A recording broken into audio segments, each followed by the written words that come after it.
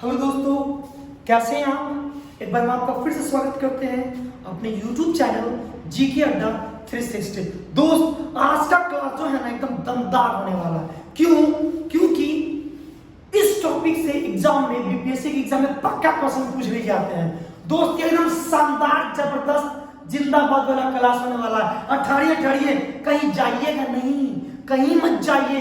ये बहुत ही important topic है और दोस्तों आप इतनी इंटरेस्टिंग से पढ़ेंगे कि यह टॉपिक आपको क्लास में याद हो जाएगा। और हाँ, अभी आप लाइक नहीं कीजिए, सब्सक्राइब मत कीजिए।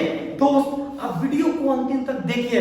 लगे ना कि वीडियो को पढ़ने में आज बहुत मजा आया, तो दोस्त प्लीज मेरे लिए लाइक कर दीजिएगा और हमारे हेल्प के लिए सब्सक्राइब कर दीजिएगा। मेरे भाई, बिना समय गवाए आइए ना पढ़ते हैं टॉपिक। इस टॉपिक का क्या नाम है? बिहार की नदियां। दोस्त, दो भाग में पढ़ेंगे, दो भाग में, दिमाग में बैठ जाएगा एकदम। आज हम जो पढ़ रहे हैं दोस्तों वह है पार्ट 1। दोस्त, समय नहीं गवाते, शुरू करते हैं। तो दोस्त आपको पता होगा, क्या जानते हैं कि यह जो है ना, यह दोस्तों, तो ये जो है ये गंगा नदी है। हम आपको पहले ही बता चुके हैं प्रीवियस के वीडियो में कि दोस्तों इसका क्या नाम है दोस्तों। तो यह है दोस्तों गंगा नदी। और गंगा नदी बिहार के विभाजन में बहुत ही महत्वपूर्ण रोल प्ले करती है। जानते हैं आप, गंगा नदी के ऊपरी भाग को हम लोग कहते हैं, किस नाम से जानते हैं दोस्त? पता है आपको किस नाम से?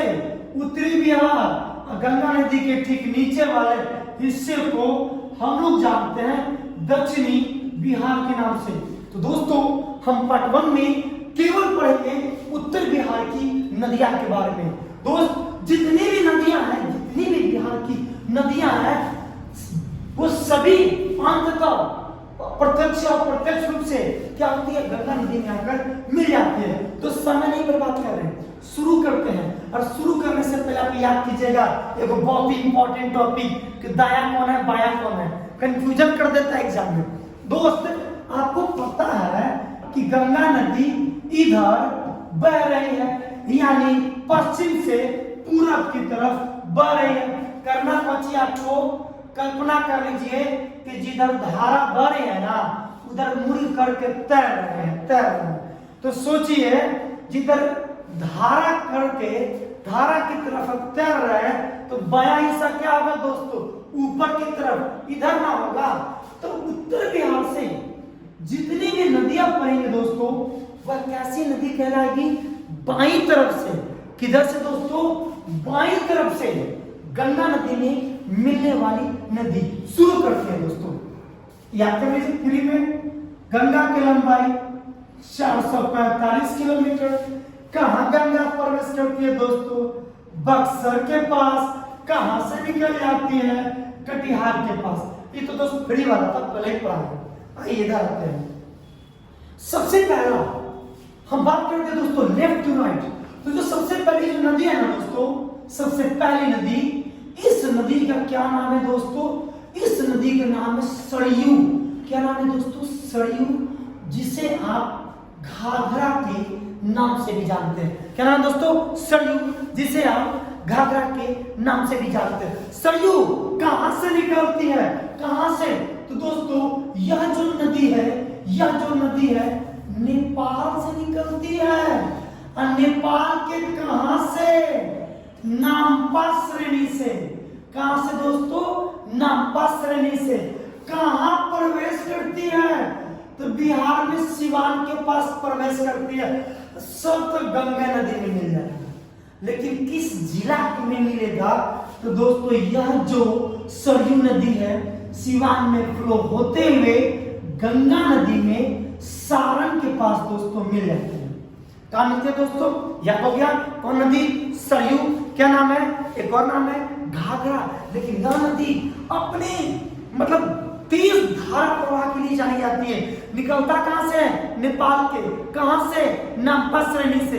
बिहार में कहां प्रवेश करता? सिवान। गंगा नदी में कहां मिल जाती है? कहां मिलती है दोस्तों? सारण में। खत्म। अगली जो नदी, लेकिन दोस्तों याद रखना, यह वह नदी है जो बिहार और यूपी के बीच कुछ दूरी तक बाउंड्री बनाती है। अगली जो दोस्तों नदी है, उस नदी का नाम क्या है दोस्तों? उस नदी का नाम है गंडक। क्या नाम है दोस्तों? हम बात कर रहे हैं गंडक नदी की। किस नदी की? गंडक। गंडक भी एक ऐसी नदी है, गंडक भी एक ऐसी नदी है जो बिहार और यूपी के बीच सीमा का निर्धारण करती है। कुछ दूरी तक यह भी बाउंड्री बनाती है। और दोस्तों पुनः यह नदी फ्लो होते होते यह भी गंगा के पास मिल जाती है। क्वेश्चन, कहां से निकलती है? तो दोस्तों यह निकलती है नेपाल के हिमालय से। और जिस जगह से निकलती है ना दोस्त, उसका नाम है मानंगकोट। मानंगकोट। और एक और जगह दोस्त कुतांग। हमारा मेरे साथ बोलिए कौन जगह है? हिमालय के मानंगकोट और कुतांग, इसी के समीप से निकलती है गंडक। दिमाग में क्वेश्चन उठ रहा होगा कि बिहार में कहां प्रवेश की? तो बिहार में दोस्तों जिस जिला में प्रवेश करती है उस जिला का नाम क्या है? पश्चिम चंपारण। होते होते होते होते ये भी गंगा में मिल जाएगी। कहां मिलेगी? तो ठीक वैशाली और सारण के ठीक बीच में। दोस्त आपको पता होगा उस जगह को क्या कहते हैं? सोनपुर। सोनपुर देखे हैं? देखे हैं? ये नीचे में गंडक नदी बहती है, पुल बना हुआ है, इस तरफ वैशाली हाजीपुर और उस तरफ क्या दोस्तों? सोनपुर। तो ये कहां पे मिलती है दोस्तों? तो सारण और वैशाली के ठीक बीचों बीच उस जगह का क्या नाम है दोस्तों? सोनपुर। सोनपुर सारण में ही आता है, लेकिन यह दोनों को टच करता है, वैशाली को भी और सारण को भी। अगली जो नदी है दोस्तों, उस नदी का क्या नाम है दोस्तों? उस नदी का नाम है बूढ़ी गंडक। क्या नाम है दोस्तों? बूढ़ी गंडक। फिर से वही सवाल कि बूढ़ी गंडक कहां से निकलेगी? मेरे भाई यह जहां से निकलती है उस जगह का नाम है सोमेश्वर श्रेणी। अब बिहार में कहां एंट्री मारती है? तो जिस जगह एंट्री मारती है ना दोस्तों, उस जगह का नाम है पश्चिम चंपारण। फ्री में यार, ये गंडक भी और बूढ़ी गंडक भी, दोनों गंडक बिहार में कहां प्रवेश करती है? पश्चिम चंपारण के पास। और दोस्तों ये बहते बहते बहते यह कहां? गंगा में मिल जाती है दोस्तों। तो जिस जगह गंगा में मिलती है ना दोस्तों, वह जिला है मुंगेर। याद कीजिए, कौन जिला दोस्तों? मुंगेर। खत्म तो हो गया। निकला कहां से? सोमेश्वर श्रेणी से। एंट्री कहां मारा? पश्चिम चंपारण में। कहां मिला गंगा में? तो मुंगेर के पास। खत्म दोस्तों। इसके बाद आ जाइए अगली जो नदी है दोस्तों, अगली जो नदी, उस नदी का नाम है दोस्तों बागमती। क्या नाम है दोस्तों? उस नदी का नाम है बागमती। दिख रहा है ना? ये नदियां है बागमती। कौन नदी है? बागमती। अब देखिए बागमती कहां से निकलती है? तो दोस्तों यह भी नेपाल के कहां से निकलेगी दोस्तों? इसको मिटा देते हैं ताकि अच्छे से समझ आए।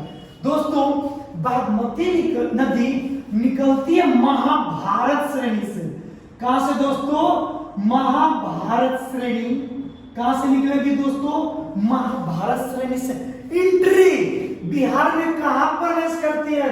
मेरे भाई बताइए, पश्चिम चंपारण के बगल में कौन जिला? एकदम ठीक पकड़े दोस्तों। ये जो जगह है ना, इसका नाम क्या है? सीतामढ़ी। और यह गंगा में कहां मिल जाती है? तो दोस्त इसकी दो धाराएं बढ़ जाती हैं। दो धाराएं एक के बाद में डिस्कस करते हैं। एक धारा आएगा दोस्तों। एक समस्तीपुर जिला है ना, समस्तीपुर में एक रोसड़ा नाम के जगह है। ये रोसड़ा के पास यह क्या करेगा कि यह बूढ़ी गंडक में मिल जाएगा। रोसड़ा के पास समस्तीपुर में इसकी एक धारा बूढ़ी गंडक में मिल जाती है। तो दोस्तों खत्म। बागमती नदी कहां से निकलती है? महाभारत श्रेणी से। किस जिला में प्रवेश करती है? सीतामढ़ी में। और इसकी एक धारा बूढ़ी गंडक में मिल जाएगी। अब बूढ़ी गंडक इसकी पानी को ले जाके मुंगेर के पास क्या करेगा? गंगा नदी में मिला देगा। अब दोस्तों बहुत ही पवित्र नदी, किसके लिए? मिथिलांचल के लिए। याद कीजिए कौन नदी है दोस्तों? वो जो नदी है ना दोस्त, उसका नाम है कमला। क्या नाम है दोस्तों? कमला नदी। देखिए पहले बात कर रहे थे कमला नदी कहाँ निकलती है, कहाँ से निकलती है। तो दोस्तों कमला नदी में ना, ये जो कमला नदी देख रहे हैं ये भी यहीं से निकलती है। कहाँ से? बागमती से। कहाँ से दोस्तों? बागमती से। सॉरी दोस्तों, महाभारत श्रेणी से। और बोलने में भाग गए थे। कहाँ से? महाभारत की श्रेणी से निकलता है। कौन? कमला नदी। और दोस्त कहाँ एंट्री मारेगा? दोस्त जो एंट्री मारता है ना, जयनगर के पास। अब जिनका घर जयनगर में पता है दोस्त, या किस जिला में पड़ता है मेरे भाई, तो उस जिला का नाम है दोस्तों मधुबनी। देखिए कमला नदी के बारे में याद रखिएगा खास बात कि कमला नदी मधुबनी क्षेत्र में गंगा के बाद सबसे पवित्र नदी मानी गई है। और दोस्तों बागमती के बारे में अगर कुछ एक्स्ट्रा फैक्ट जानना है ना तो जान जाइए, यह बहुत ही पवित्र नदी मानी जाती है। बागमती की बात कर रहे हैं, इसकी बागमती की क्या खास बात? तो यह बौद्ध धर्म और हिंदू के लिए यह बागमती नदी बहुत ही पवित्र नदी है। मेरे भाई, मेरे दोस्त, आप नेपाल में एक मंदिर है, मैं उस मंदिर का मैं नाम भूल रहा हूँ, बहुत ही फेमस मंदिर है दोस्तों। हाँ, पशुपतिनाथ या ऐसे मंदिर है दोस्तों। यह पशुपतिनाथ जो मंदिर है ना दोस्तों, इस ठीक यह बागमती नदी उससे फ्लो होते हुए आती है दोस्तों। यह बौद्ध धर्म के लिए याद रखिएगा, बागमती बौद्ध धर्म के लिए, हिंदू धर्म के लिए बहुत ही पवित्र नदी मानी गई है। और कमला नदी मिथिलांचल के लिए गंगा के बाद सबसे पवित्र नदी मानी जाती है। लेकिन दोस्त कमला नदी, बात करते हैं कमला नदी से जाते हैं, महाभारत श्रेणी से निकलती है, मधुबनी के पास क्या करेगी? ये एंट्री मारेगी कहाँ पे? बिहार में। और दोस्तों यह क्या करेगा? बहते बहते बहते यह पानी, इसकी पानी और एक बागमती का भी पानी, ये दोनों कमला में मिलेगा। कमला में मिलने के बाद में इसका पानी बाद में कोसी से मिलके, जानते क्या होगा? ये खगड़िया जिला है। कौन है दोस्तों? खगड़िया। और खगड़िया के पास पनिया के मिल जाएगा। किसका? बागमती का, कमला का, दोनों का। किसके साथ? अगला नदी की बात करते हैं दोस्तों, उसके साथ। वो नदी कौन है दोस्तों? कोसी। कौन नदी दोस्तों? कोसी नदी। जानिए कोसी नदी के बारे में। कहां से निकलती है? नेपाल के सप्तकोशी से। पता है आपको? पहले यह 7 अलग अलग धाराओं में बहती है, बाद में यह 7 धारा मिल जाती है, जिसे बिहार में कोसी नदी के नाम से जानते हैं दोस्तों। इसे बिहार का शोक कहा जाता है, क्योंकि यह इसके कारण से बहुत ही भयंकर बाढ़ आते हैं। अगर इसके मार्ग में थोड़े से भी परिवर्तन हो जाए तो ये बहुत ही भयानक बाढ़ आती है दोस्तों।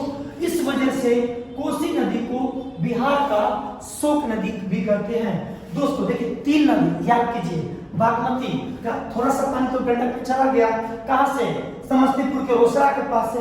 बागमती, कमला और कोसी, ये तीनों नदी गंगा में मिलती है, पूर्णिया के दक्षिणी हिस्सा में नीचे। कहां पे दोस्तों? खगड़िया के पास। कोसी कहां से निकलती है? तो सप्तकोशी या कोसी से दोस्तों। अंतिम जो नदी है ना दोस्तों, उस नदी का नाम पता है क्या है? उस नदी का नाम है महानंदा। क्या नाम है दोस्तों? महानंदा। अब पूछेंगे कि बताइए महानंदा नदी कहां से निकलती है? मेरे भाई महानंदा बंगाल से आ रही है। अब बंगाल में अपना नाम सुना है? दार्जिलिंग का। दार्जिलिंग का नाम सुना है ना? तो दार्जिलिंग जिला में ही महानंदा नदी हिमालय से निकलती है और कहां प्रवेश करती है? मेरे भाई मैप देखते हुए आपको पता चल गया। ये जिला कौन है? किशनगंज।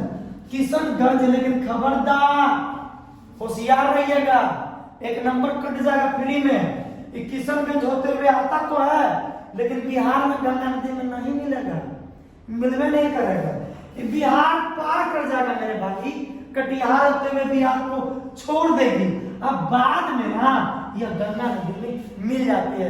आपसे कोई पूछ देगा, अच्छा बताओ बिहार में महानंदा नदी कहाँ मिलती है?